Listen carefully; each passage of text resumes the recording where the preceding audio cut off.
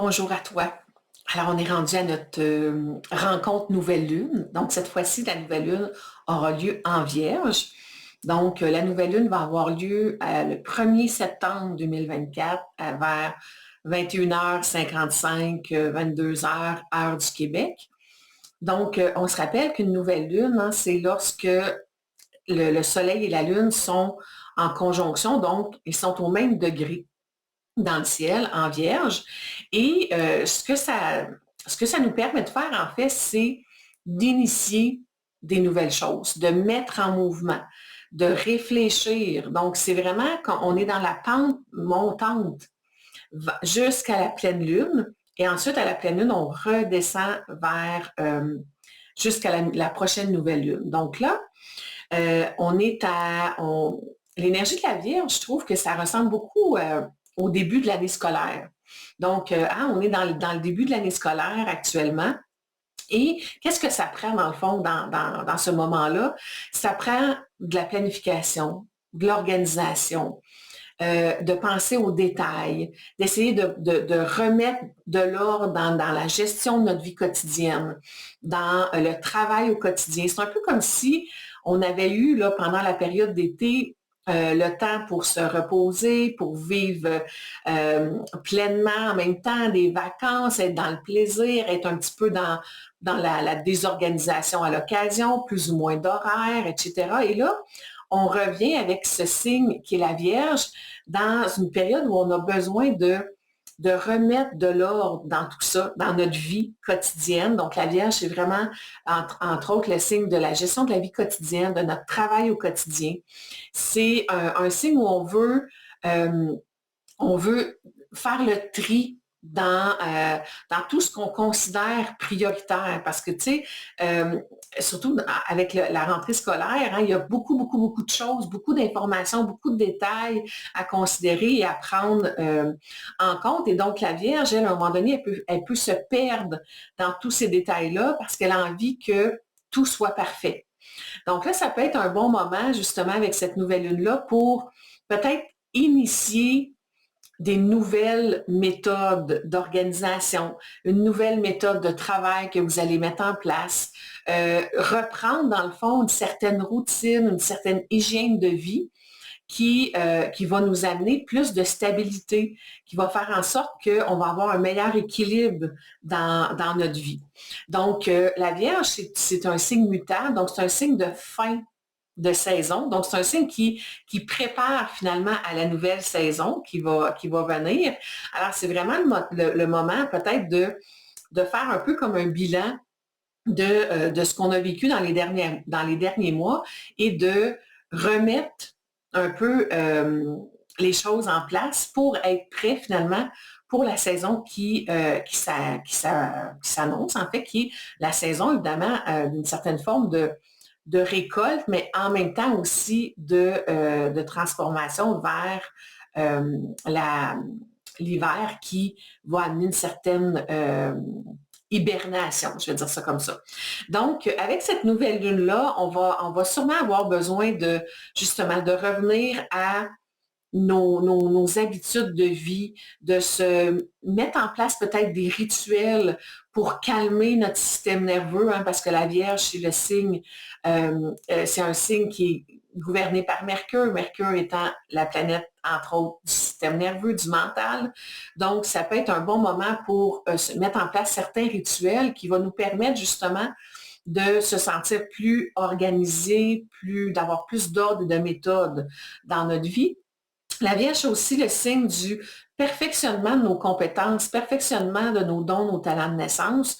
Donc, ça peut être un bon moment aussi pour se dire, OK, qu'est-ce que j'aurais envie de peaufiner, de raffiner dans certaines de mes compétences, peut-être dans l'organisation de ma vie quotidienne, dans l'organisation de mon travail, dans comment moi aussi je vais utiliser justement ces compétences-là pour éventuellement en redonner aux autres. Donc, la Vierge, c'est signe aussi du service aux autres. Donc, on veut se perfectionner, on veut se trouver des méthodes, des outils pour être plus organisé, plus efficace dans la gestion de notre quotidien. Mais c'est pour aussi en redonner une partie aux autres, pour être utile, pour sentir que on peut contribuer, dans le fond, à aider aussi les autres à se refaire peut-être une certaine structure. Donc, c'est ce que j'aurais, c'est l'énergie essentielle, je dirais, de la nouvelle lune en Vierge, de revenir finalement à notre routine de vie, à nos habitudes plus saines, à une certaine forme oui, d'organisation pour qu'on puisse se préparer à être en mesure d'accomplir ce qu'on a à accomplir dans notre vie quotidienne et dans notre travail au quotidien.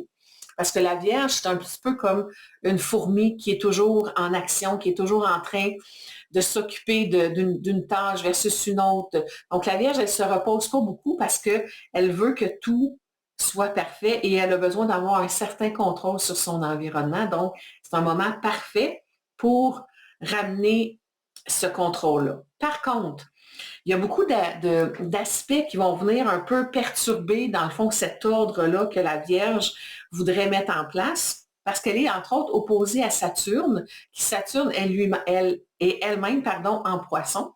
Donc, Saturne en Poisson, par définition, euh, c'est je vais dire, la dissolution des structures.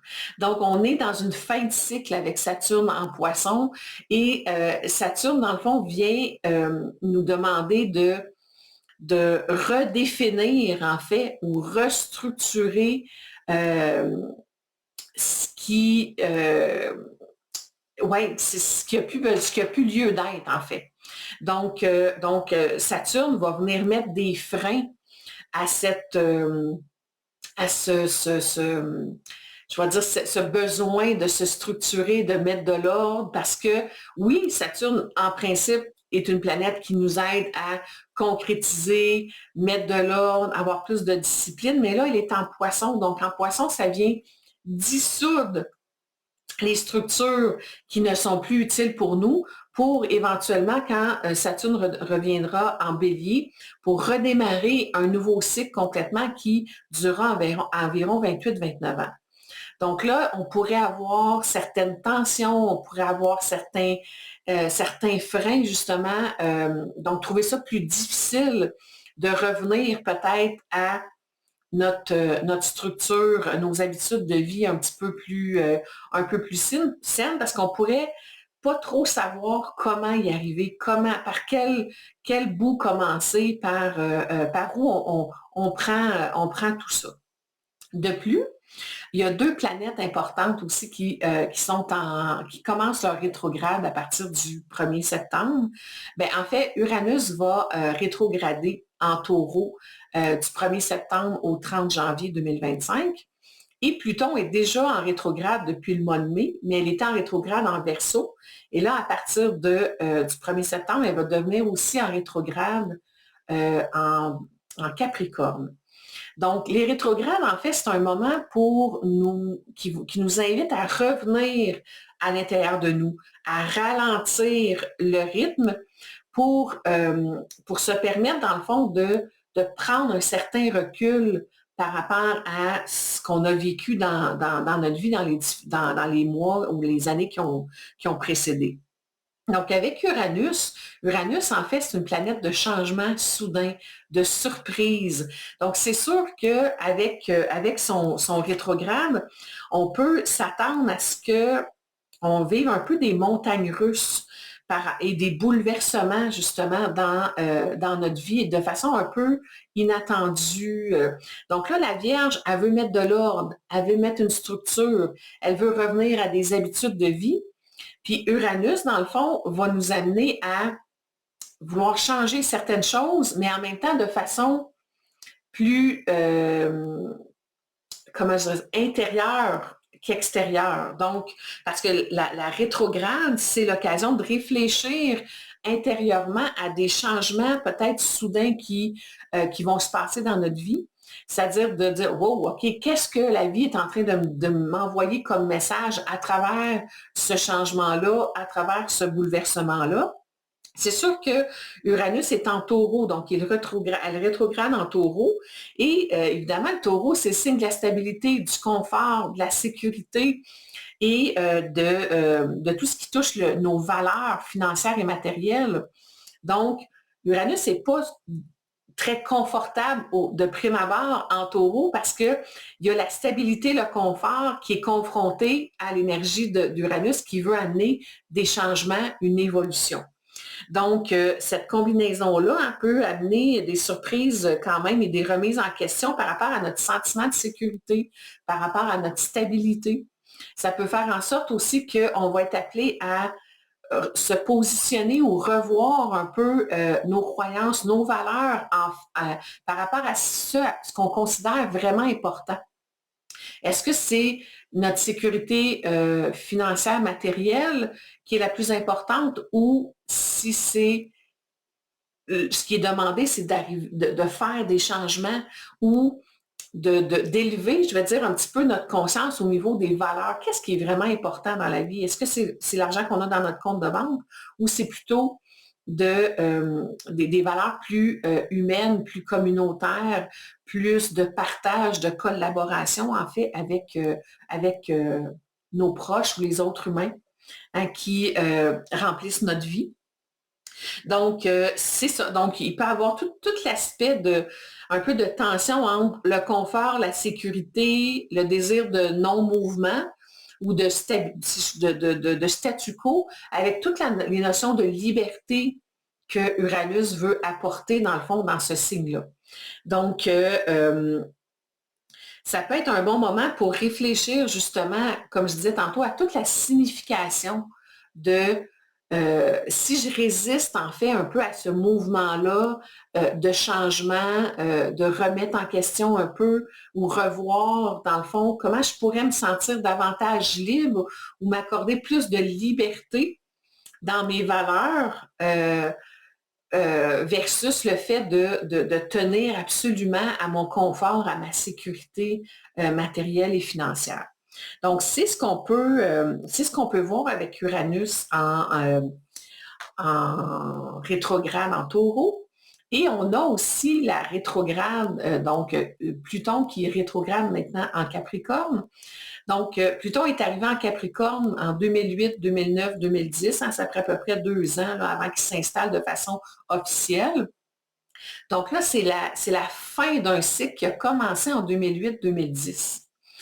Donc, le Capricorne, c'est le signe des structures, hein, c'est le signe des restrictions. C'est un peu comme le commandant-chef de l'armée qui veut avoir des normes et un cadre quand même assez solide, assez rigide, qui a des objectifs, des idéaux qu'il veut atteindre. Puis c'est des objectifs et des idéaux quand même assez élevés. Et là, avec la rétrograde de Pluton, bien, ça nous demande en fait ça va nous demander peut-être justement de se questionner sur, OK, c'est quoi vraiment mes idéaux? Comment est-ce que je peux transformer tout ça, mes idéaux, à quoi j'aspire? Qu'est-ce que je veux vraiment atteindre dans ma vie? Et de ramener ça à l'essentiel. Qu'est-ce qui est vraiment important pour moi? Parce que Pluton veut toujours ramener à l'essentiel. Donc, c'est un moment où on peut être appelé à prendre un peu une retraite, donc dans le sens où de se retirer un petit peu du mouvement ou de l'action, de prendre le temps de réfléchir, de contempler, de se connecter à soi pour dire, OK, qu'est-ce que j'ai vraiment envie de réaliser pour la suite des choses dans ma vie? Parce qu'à partir du 19 novembre, là, Pluton va reprendre sa course directe, mais en verso pour les 22 prochaines années. Et là, c'est vraiment le signe de nos grands rêves, de nos grands espoirs, de ce qu'on a envie de créer sur du long terme pour la communauté, pour nous également, pour notre futur et notre avenir. Donc, c'est vraiment un moment où on pourrait avoir des réflexions qui nous amèneraient à voir clair un peu plus dans ce qu'on veut créer, comme je disais, pour notre avenir, mais c'est peut-être pas nécessairement le moment le plus propice, surtout dans les premières semaines de la rétrograde en Capricorne et dans les dernières semaines. Donc, je dirais dans les premières semaines de septembre et peut-être le mois de novembre, c'est peut-être pas l'idéal pour faire des grands changements, mais c'est les moments pour vraiment réfléchir, revoir, remettre en question ces idéaux-là. Donc, pour que la grande transformation qui va se manifester tranquillement dans notre vie se fasse à partir du mois de novembre et les mois et les années qui vont suivre. Mais en même temps, ça se peut que euh, vous soyez invité justement à aller voir à l'intérieur, mais que vous n'ayez pas toutes les réponses à vos questions, que vous n'ayez pas encore une vision claire, claire, claire, mais c'est OK parce que ça va tranquillement s'éclaircir plus la rétrograde va avancer et surtout à partir de la fin de cette année, là, on va pouvoir avoir des clés sur les actions possibles qu'on pourra mettre en place pour cette grande transformation-là qui, à quelque part, dans le fond, la grande transformation qui est demandée par le Verseau, ce sera de revenir et d'être le plus authentique possible avec nous-mêmes et les autres. Et comment je peux m'accorder davantage d'espace et de liberté intérieure et comment je peux, avec ça, contribuer davantage à revenir à un esprit communautaire, un esprit collectif où, ensemble, dans le fond, on veut construire le monde de demain. Donc, c'est vraiment l'énergie du Verseau qui nous pousse finalement à revenir à des valeurs collectives, mais des valeurs qui font avancer la société, qui font évoluer la société, qui changent d'une certaine façon les mentalités. Donc, c'est vers là qu'on s'en va tranquillement.